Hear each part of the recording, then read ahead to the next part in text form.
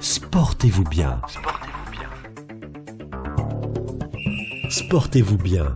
L'actualité sportive en partenariat avec Intersport. Jean Sureda. Bonsoir à tous et bienvenue dans Sportez-vous bien, heureux de vous retrouver ce lundi 16 septembre. Nous sommes ensemble pendant une heure pour débattre avec mes chroniqueurs de l'actualité sportive de la semaine avec des invités qui font le sport de haut niveau. Au programme aujourd'hui, comme d'habitude, les coups de cœur et les coups de gueule de nos chroniqueurs.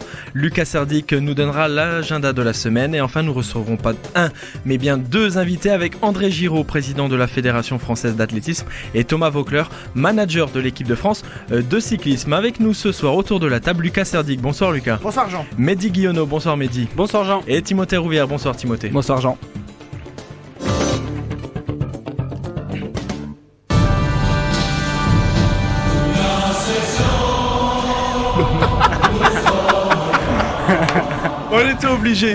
On était obligé de parler de la section. Lucas était pas prévenu. Ah, je sais. Ah, ça y est. Tout le monde perd sauf Pau. Voilà, on était obligé. Coraline, notre réalisatrice, vous commencez à la connaître, qui est une fidèle supportrice de... Lucas est mort de... Une fidèle supportrice de la section paloise. Oui. Quel exploit. Elle m'a tué tout mon effet de l'agenda. Parce que là, il était à fond dedans là et j'allais sortir les tututes et tout. Là, vous savez quoi, on va la remettre aussi pendant l'agenda.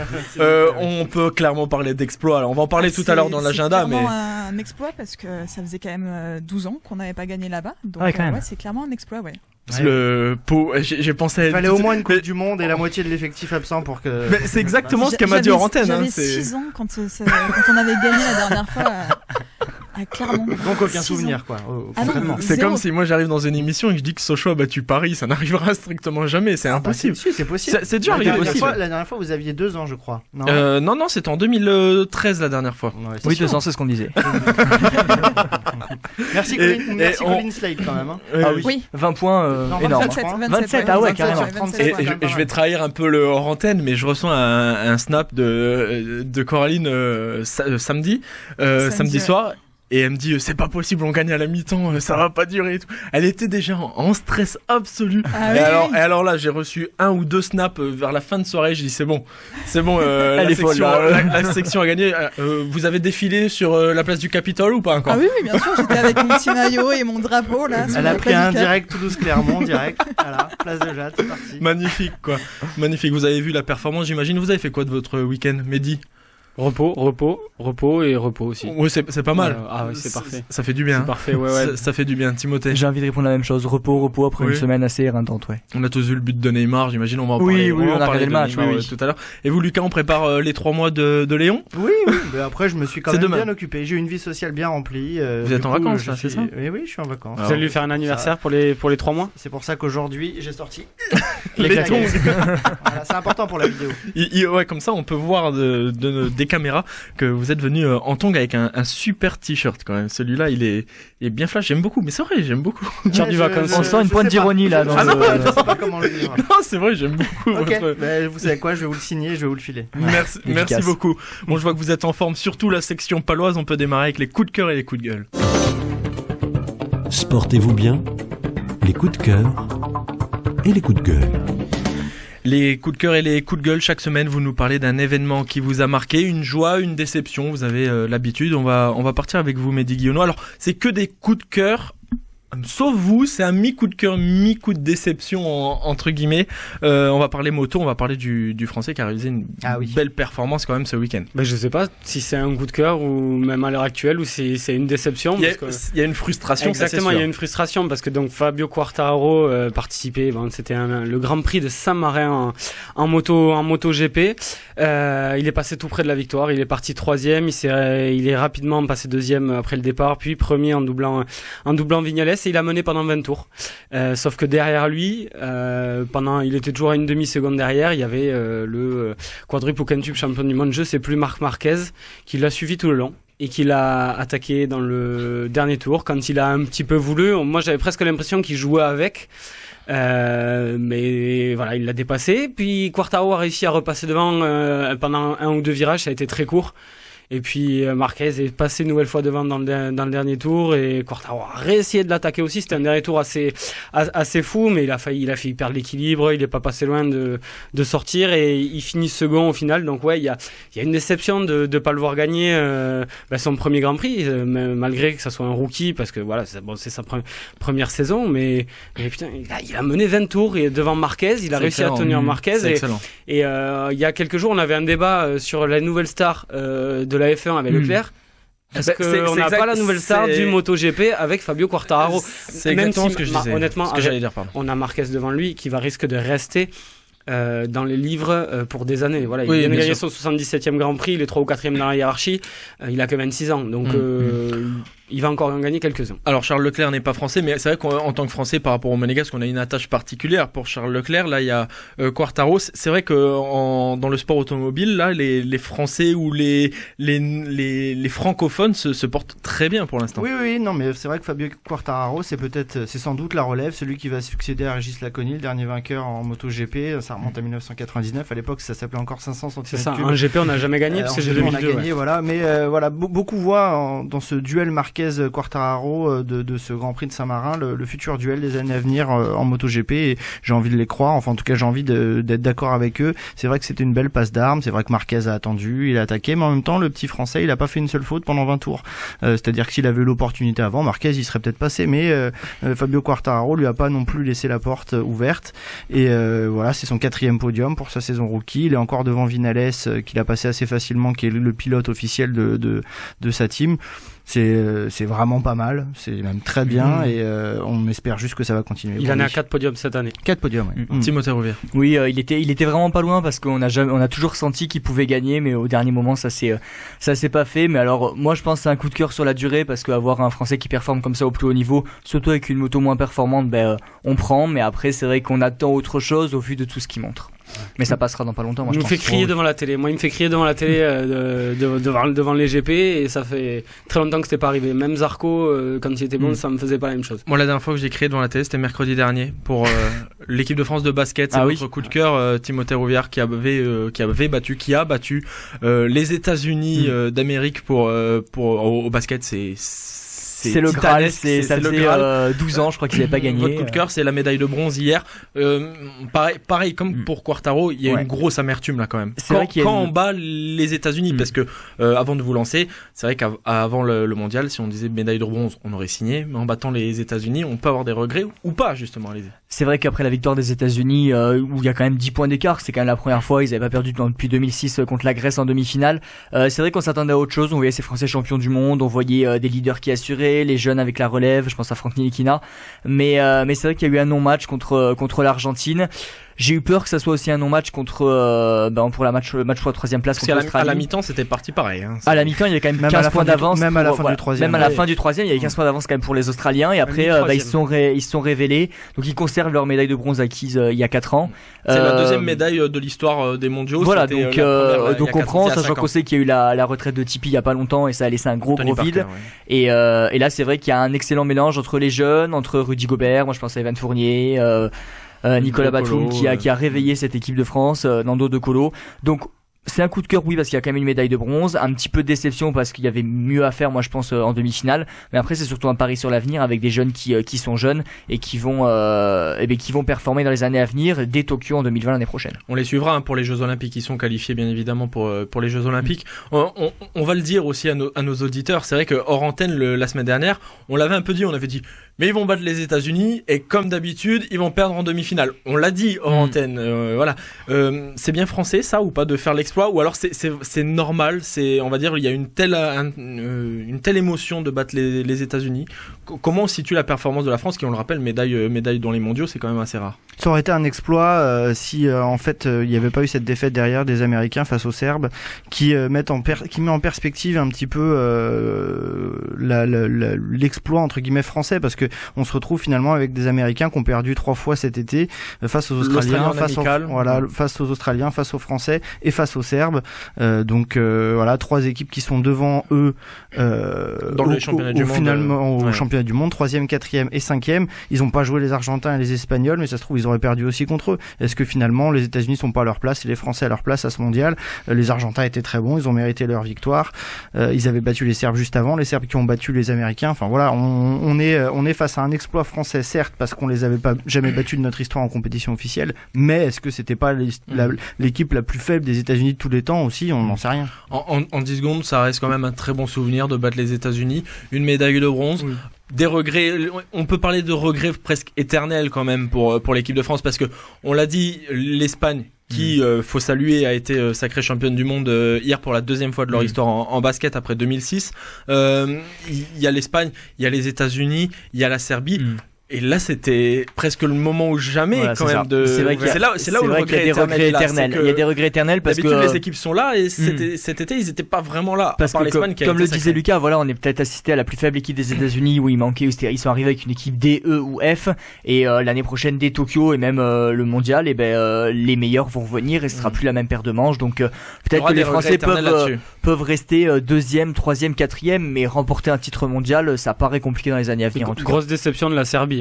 C'est peut-être la Serbie, les outsiders numéro 1 normalement, et eux aussi se sont plantés et ont perdu contre l'Argentine. On va les suivre pour les Jeux Olympiques 2020, les Jeux Olympiques 2016 qui avaient réussi à Neymar qui est champion olympique 2016, et c'est votre coup de cœur, on peut dire ça comme ça, sur le retour de Neymar au Parc des Princes sous le maillot du Paris Saint-Germain, auteur d'un but, et il donne la victoire au Paris Saint-Germain dans un contexte difficile. Ouais, en fait, ce que c'est pas tant de voir Neymar faire gagner le Paris Saint-Germain qui me fait plaisir, c'est de voir que ça s'est fait finalement. Enfin, je sais pas comment dire, mais je trouve que c'est bien qu'il ait joué si rapidement, qu'il ait montré aussi qu'il avait des jambes, qu'il avait envie, parce que ça a été le meilleur. Il s'est pas finalement comment dire, il s'est pas démonté et il s'est pas non plus mobilisé. Voilà, démobilisé. C'était le mot que je cherchais. Pendant tous ces mois, toutes ces semaines où on a pensé qu'il allait partir, il était là, il était bien là, il a joué, il a marqué un but magnifique. En fait, le voir sur ce terrain me fait dire que je suis content pour notre championnat, je suis content pour le Paris Saint-Germain aussi, parce que ça lui permettra peut-être de briller en Ligue des Champions encore un peu plus. On rappelle la Ligue des Champions qui démarre dès demain, Lyon contre le Zénith à 19h, Lille qui se déplace à l'Ajax d'Amsterdam, le demi-finaliste l'année dernière, et PSG. Vous voulez tout faire mon agenda, c'est ça. C'est ça. Mais il y a pas de problème. Mais c'est pour teaser votre agenda. C'est pour teaser. C'est pour teaser l'agenda, l'agenda vers 19h30. Voilà, ça c'est teasé. Les gens sont impatients. Non mais voilà, pour revenir sur Neymar, je suis content aussi que Thomas Tuchel l'ait relancé comme ça, et puis il y a même eu un petit geste sympathique à la fin où il a un petit peu applaudi les supporters, ceux en tout cas qui avaient salué son but. S'il refait un ou deux coups comme ça, il va reconquérir le Parc des Princes, en plus je pense assez rapidement. En tout cas, je pense que les supporters demandent que ça finalement, qu'ils soient gourés et que Neymar leur montre que il est là et qu'il veut les faire gagner. Et parlons sur le sportif bien évidemment, le but est quand même assez extraordinaire. Il est incroyable. Il y a que Neymar qui peut le marquer. C'est magnifique. Ronaldo, on partait sur un 0-0, moi j'étais devant le match et moi ça m'a sauvé mon côté match. C'est quand même un coup du génie, et c'est vrai qu'on pouvait douter de l'intégration et même de la motivation de Neymar à continuer, et c'est vrai que le fait de voir marquer là, et une grosse équipe du Paris Saint-Germain, donc on verra dès mercredi en Ligue des Champions contre le Real. Mehdi, pour conclure, je m'en fous complètement de Neymar. Moi ça m'a gazé complet, à part vous dire que les maillots du PSG sont très beaux, et c'est les maillot surf, qu'est-ce qu'ils sont beaux. Mais Neymar, moi je n'en peux plus, il a qu'à marquer ses buts, c'est un joueur extraordinaire, mais je n'en peux plus moi de ces mecs là qui font des histoires tout le temps avec leur entourage, qui se séparent de tout son entourage. Là, moi il m'a gavé, et pourtant c'est un joueur extraordinaire. Bon, j'en peux plus. Un autographe quand il viendra au stadium. Ouais, exactement. Exactement. On se retrouve dans moins de 4 minutes avec André Giraud, le président de la Fédération française d'athlétisme. À tout de suite.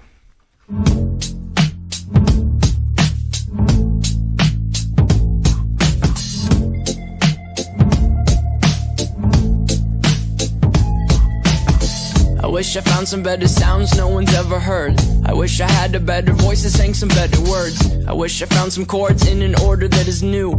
I wish I didn't have to rhyme every time I sang. I was told when I get older all my fears would shrink, but now I'm insecure and I care what people think. My name's Blurry Face and I care what you think. My name's Blurry Face and I care what you think. Wish we could turn back time to the good old days when the mama sang us to sleep, but now we're stressed out. Wish we could turn back time to the good old days when the mama sang us to sleep, but now we're stressed out. We're stressed out.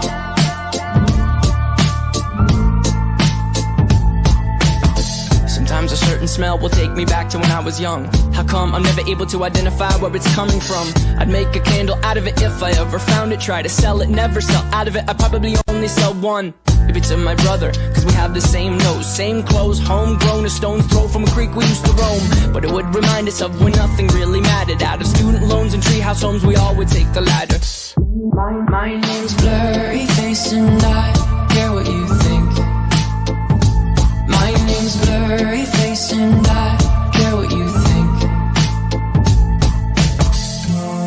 Wish we could turn back time to the good old days when the mama sang us to sleep, but now we're stressed out. Wish we could turn back time to the good old days when the mama sang us to sleep, but now we're stressed out. Used to play pretend, give each other different names. We would build a rocket ship and then we'd fly it far away. Used to dream of outer space, but now they're laughing at the face, saying, wake up, you need to make money.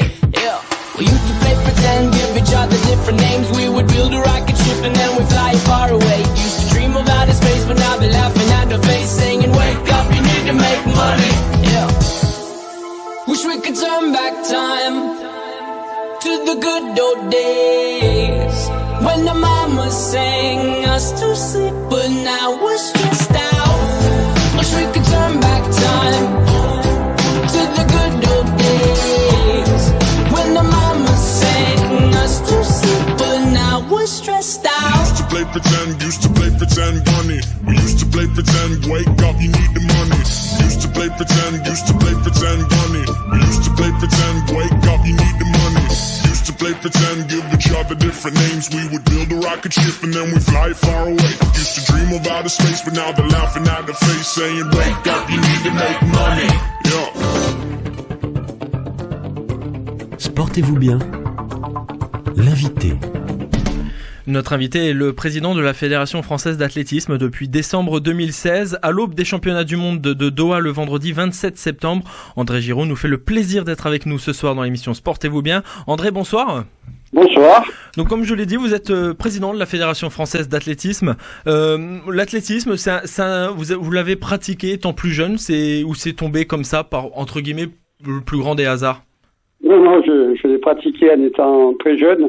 J'ai commencé l'athlétisme, j'avais 14 ans, après avoir pratiqué un petit peu de football, comme tous les Marseillais d'ailleurs. Et puis voilà, donc j'ai fait du demi-fond, j'ai été un coureur d'un bon niveau régional, et puis après, lorsque j'ai dû un petit peu arrêter à cause de mes études, j'ai continué à pratiquer et je me suis orienté plutôt au service des autres. J'ai encadré des jeunes et puis petit à petit, je suis devenu dirigeant de club, dirigeant de comité, de ligue et maintenant président de la fédération. Et justement, comment on accède à la Fédération française d'athlétisme, pardon. C'est étape par étape, comme vous l'avez dit, on commence en bas de l'échelle, on termine en haut, parce que vous êtes tout en haut, vous, de l'échelle de l'athlétisme. D'abord, vous dire que dans mon parcours, je n'ai rien calculé. Les étapes, je les ai franchies comme ça, disons. Il s'est présenté un certain nombre d'occasions qui ont fait que j'ai été amené à prendre des responsabilités, que je les ai exercées, comme je vous l'ai dit tout à l'heure, à tous les niveaux. Et puis, il y a des moments où quand vous êtes dirigeant, bénévole, on vous sollicite. Je suis un passionné, donc c'est vrai que je me suis toujours investi à fond dans ce que j'ai entrepris. Et puis donc en 2000, j'ai intégré le comité directeur de la fédération, ça a été la première étape. Ensuite, j'ai été vice-président sous l'ère de Bernard Amsalem. Et puis, quand Bernard s'est arrêté, il fallait un candidat. Plusieurs de mes collègues m'ont demandé d'y aller. C'était c'était poussé par les autres. Et je vous dis, rien n'était calculé au départ. Vous allez vivre votre deuxième, en tant que président de la Fédération française d'athlétisme, votre deuxième mondial, votre deuxième championnat du monde d'athlétisme. Après 2017, donc il y a 2019, l'objectif sportif, c'est faire mieux justement que 2017. On le rappelle. Vous savez, c'est un championnat du monde un peu particulier que nous allons vivre. Oui. D'abord pour la période, pour le calendrier, ça va se dérouler fin septembre, début octobre. Je crois que ça ne s'est jamais produit, donc c'est très tard dans l'année. Ensuite, géographiquement, nous serons dans un pays où il va faire très chaud, donc avec des températures qui vont avoisiner l'après-midi 40 degrés. Voilà, donc c'est un championnat qu'on aborde dans des conditions un peu particulières et en plus un championnat qui se situe dans une période pré-olympique. Et par expérience, les périodes pré-olympiques sont toujours des périodes délicates pour les athlètes qui ont déjà les yeux tournés vers Tokyo.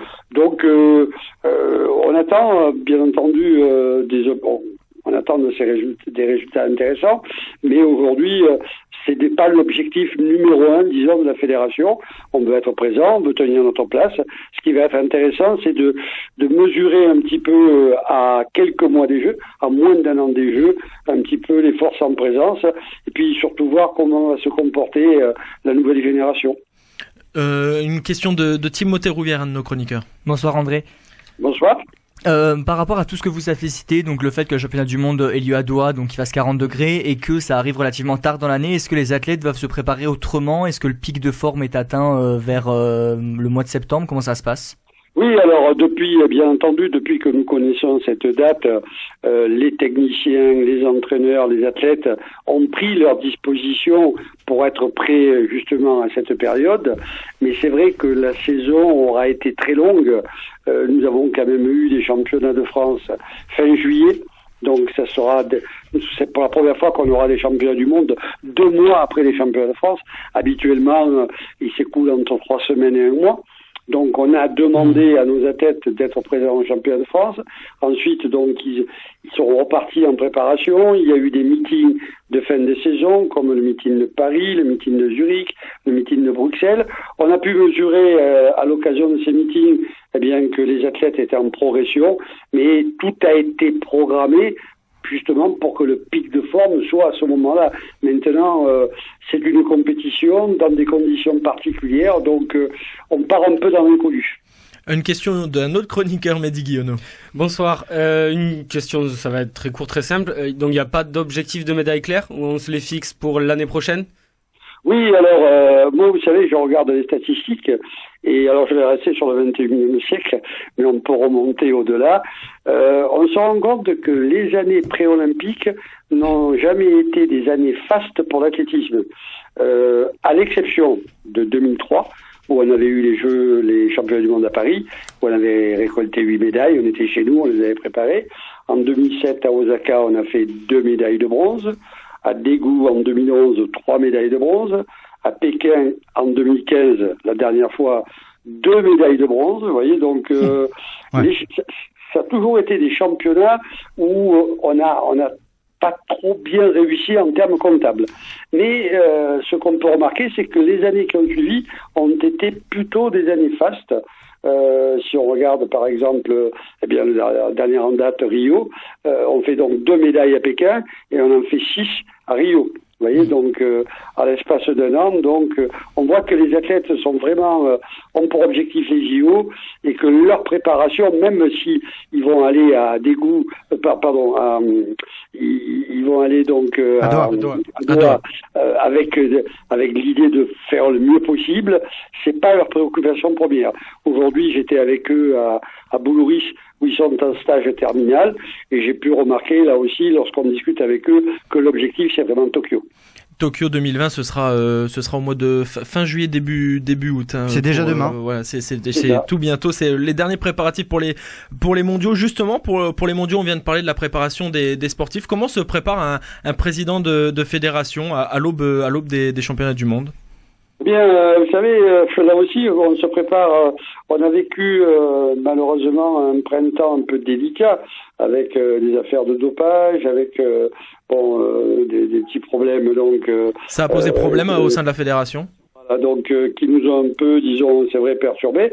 Mais bon, nous, en termes de dirigeants, on n'est pas dans la préparation sportive, on est plutôt dans la préparation des équipes, la préparation psychologique, faire en sorte que chacun soit placé dans le meilleur environnement possible. Je vous disais tout à l'heure qu'on a fait en sorte que nos athlètes se préparent dans de bonnes conditions. À Boulouris, nous avions les sprinteurs, les hurdlers, aujourd'hui les sauteurs et même quelques lanceurs, puisque Mélina Robert-Michon était à Boulouris. Nous avons les lanceurs de marteau qui se sont préparés en Bretagne, donc avec deux chances intéressantes avec Tavernier et Bigot. Nous avons donc des épreuves combinées avec Maillère qui se prépare à Montpellier, le demi-fond qui s'est préparé à Font-Romeu. Nous avons créé, nous créons les conditions pour que les athlètes puissent arriver dans les meilleures conditions possibles au championnat. Quant à notre préparation à nous, c'est une préparation plutôt psychologique, donc essayer de voir que toute la logistique va suivre, que le staff médical va être au rendez-vous, que les dirigeants et surtout les entraîneurs pourront, disons, être véhiculés dans de bonnes conditions. Toute la préparation. Je vous disais en début, c'est un championnat spécial. C'est la première fois, à part les athlètes, si vous voulez, où les dirigeants sont éclatés dans plusieurs hôtels. Moi, par exemple, je vais être le seul Français dans mon hôtel. Vous voyez, c'est la première fois que ça se produit. Donc, alors c'est vrai que on appréhende un peu cette période parce qu'on sait. C'est la première fois qu'on va être dans le golfe Persique pour préparer un championnat d'importance et les conditions, on espère qu'elles seront les meilleures possibles pour tous, mais c'est particulier. Lucas Serdic, le troisième chroniqueur. Oui, bonsoir. Oui, bonsoir. Vous le savez, on est une radio toulousaine et on a un athlète toulousain qu'on suit particulièrement. Nous, c'est Djilali Bedrani qui s'est qualifié pour ses premiers championnats du monde. Comment vous le percevez, cet athlète? Est-ce qu'il est, comme vous le dites, focus sur les JO, ou est-ce qu'il a envie déjà de performer comme il faut sur ces championnats du monde? Alors moi, je le suis depuis très longtemps et j'ai été, disons, très heureux pour lui de voir qu'il a réalisé de magnifiques chronos au mois de juillet, qui lui ont permis d'ailleurs d'accrocher sa qualification. Aujourd'hui, donc, il fait partie des athlètes qui devraient accrocher une finale, hein, donc, mais c'est une compétition, on ne sait pas ce qui peut arriver. Et je pense que Djilali a envie de bien faire. Il a besoin de se rassurer. Alain, si vous voulez, il a comme exemple ce qui s'est passé avec Mayedine Mekissi il y a quelques années, où Mekissi, c'était un jeune qu'on ne connaissait pas, et au Jeux de Pékin, donc, il défie les Kenyans, alors qu'il n'avait pas les meilleurs chronos. Et je pense qu'on peut retrouver dans Djilali Bedrani un petit peu ce comportement, quelqu'un qui veut vraiment bien faire. Ces dernières sorties ont d'ailleurs été très intéressantes, et c'est vrai que il va tout faire, bien entendu, pour réussir le mieux possible à Doha. Il reste sur une finale au meeting de Bruxelles. Il y a les championnats du monde la semaine prochaine. Il y a Tokyo 2020, mais bien évidemment pour nous Français, il y a Paris 2024. Comment se passe la préparation pour la Fédération française d'athlétisme? Eh bien, nous avons lancé depuis que nous avons appris donc qu'on avait les Jeux en 2024. On a lancé un projet qui s'appelle Athlé 2024. Nous avons repéré une quarantaine d'athlètes, garçons et filles, c'est à parité égale, qui ont le potentiel pour réaliser quelque chose d'intéressant à Paris, pour obtenir des médailles. Donc, on les a repérés il y a plus d'1 an maintenant. On a lancé un appel à projet. Ils ont répondu à cet appel. On souhaite que ce soit à la fois des athlètes qui réussissent leur carrière sportive, mais aussi leur intégration professionnelle. Et donc, nous avons aujourd'hui une quarantaine de jeunes, toutes disciplines confondues, dont certains d'ailleurs vont apparaître déjà à Doha, mais la plupart d'entre eux, on les réserve surtout pour les championnats d'Europe 2020 qui auront lieu à Paris après Tokyo. Oui. Et ensuite, on va lancer donc la période de préparation pour 2024. Donc, on a un plan qui est un plan d'accompagnement financier avec un financement conséquent de la fédération Et on espère bien entendu que tout ce qui se met en place actuellement au niveau de l'État aujourd'hui puisse suivre. Il y a, à mon avis, il y a un peu de retard qui a été pris sur la gestion du haut niveau par rapport aux projets qui sont développés, et on espère que dans les semaines qui vont venir, on y verra plus clair, parce qu'on a vraiment besoin, pour accompagner ces athlètes, d'avoir une clarification sur l'accompagnement financier qui sera accordé aux fédérations. Lucas Serdic. Le modèle, un petit peu, c'est pour parler de Jeux Olympiques qui est assez récent et d'un pays qui nous ressemble, avec qui on a beaucoup de similitudes, c'est la Grande-Bretagne par rapport aux Jeux Olympiques de Londres, et une génération d'athlètes qui a vraiment émergé à ce moment-là. Est-ce qu'on part sur les mêmes bases pour le projet en termes de timing? Voilà, vous parliez de calendrier, un petit peu de retard. Les Britanniques, ils s'y ont pris tôt pour réussir écoutez, c'est vrai que c'est un modèle, et vous avez raison de le citer, un modèle non seulement qui a porté ses fruits en 2012, mais on l'a vu ensuite en 2016, le cas en 2016, ça se et c'est toujours le cas maintenant. Disons que le modèle anglais est un modèle dont on voudrait s'inspirer. Mais comme je vous disais tout à l'heure, il me semble qu'on a pris quand même un peu de retard. Vous savez, 4 ans, c'est court. Au niveau de l'athlétisme, nous, on a repéré les athlètes, on les a mis dans des conditions pour qu'ils puissent réussir ce rendez-vous. Maintenant, il faudrait que tous les acteurs, disons, qui sont autour des Jeux Olympiques 2024 puissent prendre la mesure et faire en sorte que dans les prochaines semaines, on ait vraiment des décisions claires qui soient prises, et pas simplement au niveau de l'athlétisme, mais au niveau de toutes les fédérations, pour pouvoir préparer sereinement cette nouvelle génération. À l'athlétisme, je vous le dis vraiment, on a une génération extraordinaire qui est en train de sortir. Si l'on s'en réfère aux résultats internationaux, depuis 2 ans, dans les championnats cadets, dans les championnats juniors, nous sortons toujours avec entre 20 et 30 médailles. Donc vous voyez que le potentiel existe. Encore faut-il maintenant transformer l'essai.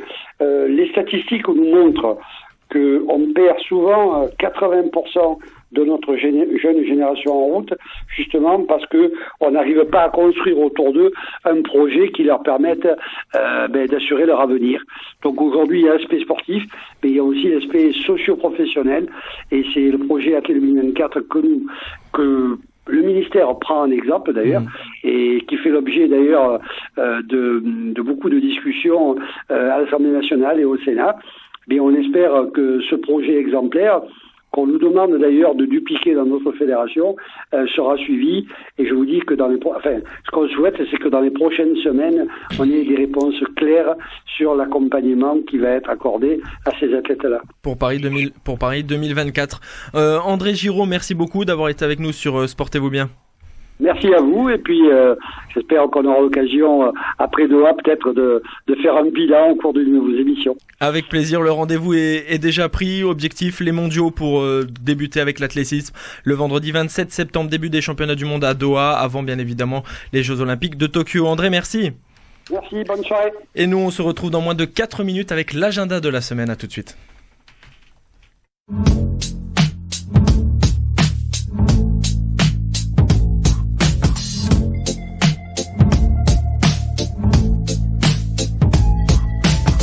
I wish I found some better sounds no one's ever heard. I wish I had a better voice that sang some better words. I wish I found some chords in an order that is new. I wish I didn't have to rhyme every time I sang. I was told when I get older all my fears would shrink, but now I'm insecure and I care what people think. My name's Blurry Face and I care what you think. My name's Blurry Face and I care what you think. Wish we could turn back time to the good old days when the mama sang us to sleep, but now we're stressed out. Wish we could turn back time to the good old days when the mama sang us to sleep, but now we're stressed out. We're stressed out.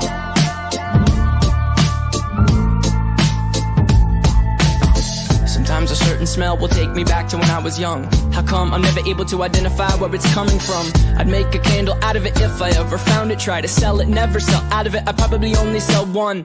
If it's my brother, cause we have the same nose, same clothes, homegrown, a stone's throw from a creek we used to roam. But it would remind us of when nothing really mattered. Out of student loans and treehouse homes, we all would take the ladder. My name's Blurry Face and I care what you think. My name's Blurry Face and I care what you think. Wish we could turn back time to the good old days when the mama sang us to sleep, but now we're stressed out. Wish we could turn back time to the good old days when the mama sang us to sleep, but now we're stressed out. We used to play pretend, give each other different names. We would build a rocket ship and then we'd fly it far away. Used to dream of outer space, but now they're laughing at our face, saying wake up, you need to make money. Yeah. We used to play pretend, give each other different names. We would build a rocket ship and then we'd fly it far away. Used to dream of outer space, but now they're laughing at our face, saying wake up, you need to make money. Yeah. Wish we could turn back time to the good old days when the mama sang us to sleep, but now we're stressed out. Wish we could turn back time to the good old days when the mama sang us to sleep, but now we're stressed out. Used to play pretend, bunny. We used to play pretend, wake up, you need the money. Used to play pretend, bunny. We used to play pretend, wake up, you need the money. Used to play pretend, give each other different names. We would build a rocket ship and then we fly it far away. Used to dream of outer space, but now they're laughing at the face, saying wake up, you need to make money. Yeah. Sportez-vous bien? L'agenda sportif.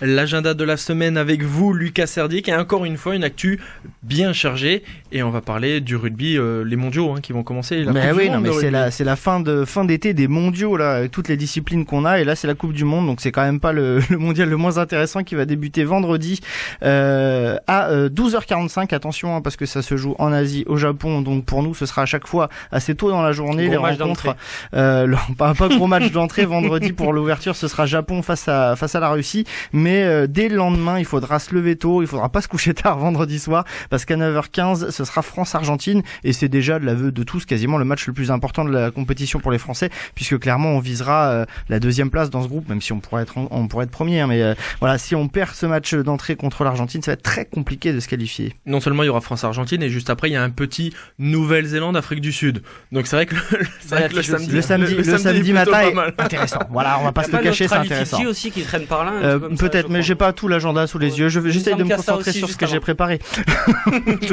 Du coup, pas de top 14 et pas de Pro D2 ce week-end, mais on va quand même parler un petit peu des résultats parce que ça va toujours pas très bien pour le Stade Toulousain qui a perdu à La Rochelle 28-13 lors de la 4e journée. Le Castres Olympique a perdu aussi à Bayonne 27-17.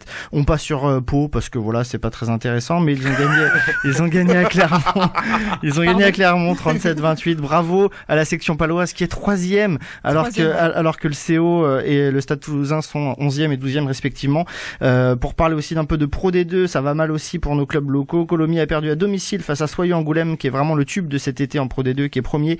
Le score 26-22. Montauban a également perdu à domicile pourtant face à une équipe en difficulté, c'était Nevers. Le score final 29-26. Les Montalbanais sont quand même 5e, alors que Carcassonne par contre a gagné contre l'USAP, une belle victoire 24-22 à domicile.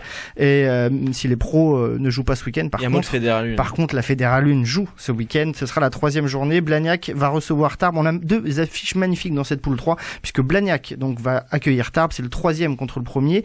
Blagnac a gagné à Lannemezan 26-16, tandis que Tarbes a infligé une raclée à Saint-Sulpice 32-0. Ce sera dimanche à 15h30, mais la veille, samedi à 19h, on aura aussi un très beau derby, Albi contre Lavore. Voilà le derby tarnais, comme on dit là-bas. Non, je ne sais pas ce qu'on dit là-bas, mais je bluffe. C'est le 2e contre le 4e. Donc voilà, les quatre premiers se jouent entre eux. Albi qui a gagné à Oloron 24-12 ce week-end, tandis que Lavore a gagné contre Pamiers 21-18. On reste dans le rugby, mais le rugby à 13. Oui, bonne nouvelle, le Théo s'est largement imposé face à York dans ce premier match des playoffs, 44-6 à domicile le week-end dernier, donc ils vont avoir le droit de jouer à Toronto. C'est une demi-finale, on le répète, parce que c'est un peu compliqué les playoffs. En gros, s'ils gagnent contre Toronto, ils seront qualifiés pour la finale, et s'ils perdent, ils vont jouer un match un petit peu de barrage. Pour rejouer Toronto. Pour éventuellement pouvoir rejouer Toronto en finale derrière, donc voilà, c'est un petit peu compliqué. Ce sera dimanche dimanche à 18h30, donc le déplacement du Théo à Toronto dans cette deuxième division du rugby à 13, le plus grand championnat du monde de rugby à 13 en hémisphère nord.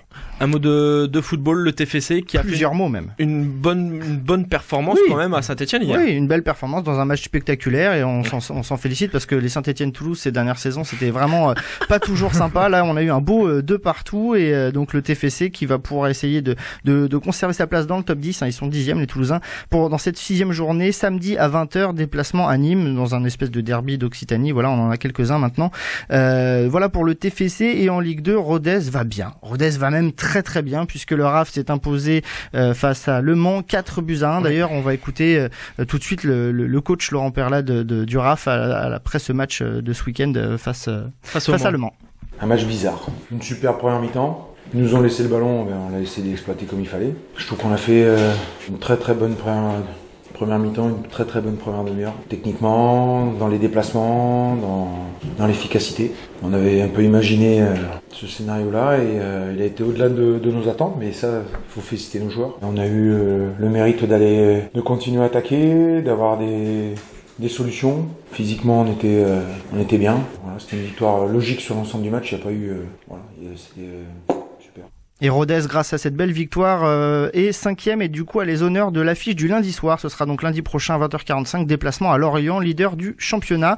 Grosse affiche du début de saison de Ligue 2. Ah oui, grosse affiche, Lorient-Rodez, ça va être très sympa à suivre puisque le RAF marche très fort. En football aussi, cette semaine va être marquée par le retour de la Coupe d'Europe et on l'attend tous impatiemment avec la Ligue des Champions dès demain soir. 18h55 pour les clubs français.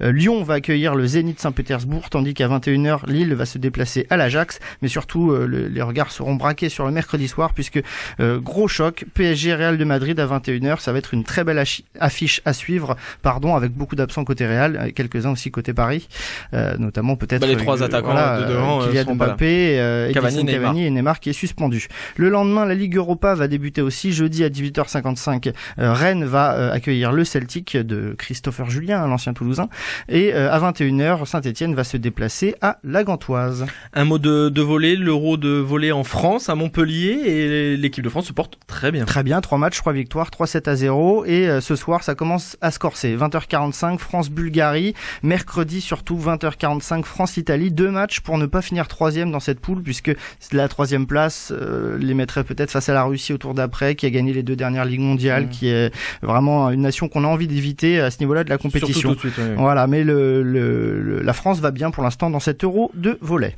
Un mot de handball, le Phoenix qui joue mercredi mais qui a été fessé, passez-moi l'expression, la semaine dernière. Les fesses ont tremblé, c'est ça que vous voulez dire ? C'est ça. 31. Non mais je suis désolé. 31-22 à Tremblay, voilà pour le Phoenix. C'est mercredi à 20h30, ils vont accueillir Dunkerque pour tenter de se remettre de cette déculottée. Voilà pour le handball. Et on va parler de basket. Il est mort Je suis navré. Un mot de basket, Lucas. Oui, parce que le mondial est terminé, mais du coup, le championnat de France de Jeep Elite reprend. Et les Palois, chers à notre réalisatrice, vont se déplacer à Chalon-Reims pour la première journée ce week-end. Un mot aussi très brièvement de hockey sur glace, parce que ça ferait plaisir à Maxime Brossard s'il était là. Oui. La première journée de D2 qui va commencer ce week-end avec le TBHC qui va recevoir, alors voilà, je ne sais pas qui c'est, mais je vous le dis, Vaujany. Voilà. Super avec club, tout le respect que je dois à Vaujany, que je ne connais pas. Voilà, et pour conclure, vous êtes en pleine forme. Je suis en pleine forme. Pour faire la transition avec notre superbe invité de juste après, les cyclismes, le championnat du monde dimanche prochain qu'on a vraiment envie de suivre avec grande attention. On va en parler des championnats du monde, on en parle tout de suite. Merci Lucas, on passe au deuxième invité de la semaine. Sportez-vous bien. L'invité. Notre invité a disputé 15 Tours de France, cumulant 20 jours avec le maillot jaune, vainqueur de 4 étapes. Il a d'ailleurs terminé meilleur grimpeur du Tour de France en 2012. Aujourd'hui, manager de l'équipe de France de cyclisme. Thomas Voeckler nous fait le plaisir d'être avec nous ce soir, quelques jours avant le début des championnats du monde. Thomas, bonsoir. Bonsoir tout le monde. Merci d'être avec nous dans l'émission Sportez-vous bien. Pour démarrer, on va faire plutôt simple. Je l'ai dit, vous êtes manager de l'équipe de France de cyclisme. Concrètement, ça consiste en quoi ? Eh bien, C'est vrai que c'est pas un rôle à l'image de Didier Deschamps qui est un métier à temps plein à l'année, où il y a des rassemblements très régulièrement dans l'année. Dans le sport cycliste, les coureurs courent en équipe de marque tout au long de l'année et à 2 ou 3 reprises selon les années, à 3 reprises lors des années olympiques comme l'année prochaine, il y a une sélection d'équipe de France. Donc moi, on va dire que je suis manager, sélectionneur de cette équipe. Je m'occupe de choisir quels coureurs porteront le maillot de l'équipe de France lors de ces occasions, et ma mission consiste surtout à avoir un bon relationnel avec l'ensemble des coureurs tout au long de l'année et pas seulement au moment de l'épreuve. Comme vous avez dit, vous êtes le Didier Deschamps donc de l'équipe de France de cyclisme. Un peu comme lui, il choisit les attaquants, les défenseurs, les milieux de terrain et les gardiens de but. Pareil, vous choisissez les grimpeurs, les sprinteurs. Voilà, c'est un peu dans le même genre. Oui, alors c'est vraiment toute proportion gardée. Oui. C'est vrai que le monde du foot et du cyclisme, que ce soit d'un point de vue économique, mais surtout d'un point de vue de configuration où les footballeurs français évoluent souvent sous le maillot de l'équipe nationale, au contraire du vélo, comme je viens d'expliquer. Mais bien entendu que si je prends l'exemple des championnats du monde qui auront lieu là d'ici 15 jours pour la course en ligne, c'est pas parce que Thibaut Pinot était super fort au Tour de France et puis que Romain Bardet est un des meilleurs grimpeurs français qu'on va forcément les prendre. Il faut faire une équipe en fonction du terrain et en fonction de la complémentarité de chacun, bien entendu. On choisit aussi quand on fait l'équipe de France de cyclisme le numéro 1 et on construit autour. Là, on imagine, est-ce qu'on peut dire que c'est Julien Alaphilippe? On peut le dire, je pense. Ah oui, sinon ça serait d'intox pur et dur que je ferais. Il n'y a qu'à regarder la composition de l'équipe pour les connaisseurs. C'est vrai que de toute façon, après ça dépend aussi du parcours, mais c'est vrai que cette année le championnat du monde offre un parcours qui convient bien à Julien Alaphilippe. Peut-être pas le parcours qui lui conviendrait le mieux, mais ce qui est sûr et certain, c'est que c'est la meilleure chance française, et de loin. À partir de ce constat, il est logique de bâtir une équipe autour de lui, puisqu'on a la chance d'avoir, je le répète, le numéro 1 mondial, et on a vu encore au Tour de France comment il nous a enchantés. L'objectif, c'est d'essayer d'aller chercher le maillot de champion du monde avec Julien Alaphilippe, et on a bâti une équipe autour de lui en ce sens. Maintenant, il y a plein de nations qui ont des super bons coureurs au départ et qui ont le même objectif que nous, et il y aura qu'une nation récompensée, quoi. Autour de lui, il y aura Julien Bernard, Tony Galopin, entre autres. Justement, on va parler tout de suite de Julien Alaphilippe. Vous l'avez dit, il y a le Tour de France où il a fait rêver beaucoup de Français. Moi, le premier, pour être honnête. Il a les. Moi, le deuxième alors. Vous le deuxième alors. Ah oui. Surtout que vous étiez prêt. Vous étiez prêt, on le rappelle, vous étiez chez nos confrères de France Télévisions pour poursuivre le Tour de France avec eux. Comment il se sent déjà? Est-ce qu'il a bien récupéré? Parce qu'il est à la fin du Tour de France, ça a été horrible pour lui, il était complètement lessivé. Comment il se sent déjà, Julien Alaphilippe? Ah, déjà, il faut, si vous avez regardé ce week-end, alors comme vous l'avez très bien dit, au niveau du Tour de France, ce qu'il a vécu d'un point de vue sportif, bien entendu, tous les coureurs terminent fatigués, mais lorsqu'on a le maillot jaune comme lui, on doit aller encore plus loin que le bout de ses forces. Donc il a fini, comme vous l'avez dit, exténué, et il avait vraiment également une overdose, on peut appeler ça comme ça, des sollicitations, à tel point qu'il était il ne s'appartenait plus lui-même. Il lui a fallu plusieurs semaines pour se régénérer, et il a eu le courage, le cran de refaire encore un objectif de fin de saison avec ce championnat du monde, ce qui est admirable parce que sa saison avait déjà été tellement magnifique qu'il aurait très bien pu s'arrêter là et personne n'aurait voulu. Ce week-end, vendredi et dimanche, se sont déroulées 2 épreuves World Tour, donc 2 épreuves de première division mondiale, un peu du niveau du Tour de France, on peut dire ça comme ça, avec les mêmes équipes au départ. Eh bien, il a terminé, il était dans le final à l'attaque dans ces 2 courses, et il reste encore 15 jours jusqu'au championnat du monde, ce qui fait dire qu'il a énormément travaillé après avoir bien récupéré de ce Tour de France. On va compter sur Julien Alaphilippe. Une question d'un chroniqueur, Lucas Serdic. Oui, bonsoir Thomas. Je voulais revenir un petit peu avec vous sur votre sélection, et je suis sûr qu'on vous en a déjà parlé, votre sélection pour le contre-la-montre, avec voilà, le timing était peut-être pas idéal pour vous, puisqu'en même temps que vous annonciez votre sélection, Rémi Cavagna brillait sur le Tour d'Espagne avec une 3e place sur un contre-la-montre et une magnifique victoire remportée à la pédale. Est-ce que c'est parce que il avait cette Vuelta dans les jambes justement que vous l'avez pas pris, ou est-ce que c'est une histoire de parcours encore là? Non, très franchement, voilà, j'ai pas l'habitude de faire de langue de bois. Je suis quelqu'un qui, j'avais exposé lorsque le président de la Fédération française de cyclisme m'a nommé à ce poste, j'avais exposé que ma manière de fonctionner était énormément basée sur la confiance. Et j'avais pris le parti de plusieurs semaines avant la Vuelta de donner des garanties aux deux coureurs qui défendront les couleurs de l'équipe de France au chrono individuel, Benjamin Thomas et Pierre Latour, qui pour moi, objectivement, sur les 2 dernières années, sur des chronos aussi longs, étaient les meilleures chances françaises. Maintenant, je dois être honnête, si j'avais pu savoir que Rémi Cavagna atteindrait un tel niveau lors de cette Vuelta, il est possible que je l'aurais mis. D'ailleurs, il est premier remplaçant. Je ne souhaite pas du tout qu'il rentre en jeu. Ça voudrait dire que je souhaite un blessé, une méforme, une blessure de titulaire. Mais non, voilà, ça fait partie de mes principes. C'est ma responsabilité. Je la prends.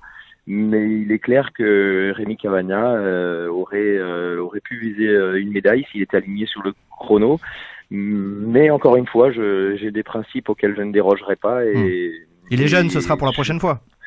Il est jeune, il a encore du temps, et puis surtout, il a son coéquipier en équipe et compatriote Julien Lafilippe qui vise le titre mondial, et un Rémi Cavagna que j'ai sélectionné depuis plusieurs semaines. Je vais pas trahir un secret, je pensais le mettre au travail au début pour faire un petit peu le travail de début de course, et vu qu'il a démontré, il sera un élément hyper important dans le dispositif autour de Julien.